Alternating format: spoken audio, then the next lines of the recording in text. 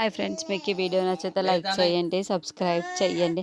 Amar భాగ్యకి bullet నేర్పించి తర్వాత ఒకే cool డ్రింక్లో 2 స్టార్లు వేసుకొని కలిసి ప్రేమగా తలలో పువ్వులు కొని తలలో పెట్టి ఉంటాడు. ఇంటికి వచ్చిన తర్వాత భాగ్య లోపలికి వెళ్తూ ఉంటే, మిస్ అమ్మ నువ్వు హ్యాపీనా అని అమర్ అడుగుతూ ఉంటాడు.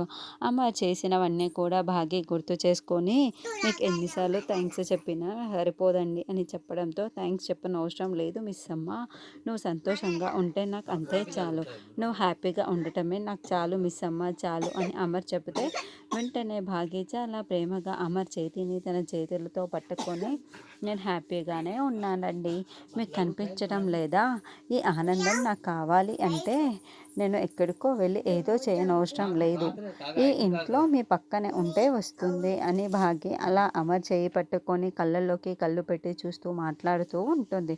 భాగ్య అలా మాట్లాడుతూ ఉండటంతో అమర్ కూడా చాలా ప్రేమగా భాగ్య కళ్ళల్లోకి కళ్ళు పెట్టి చూస్తూ ఒకరినొకరు చూసుకుంటూ ఉంటారు.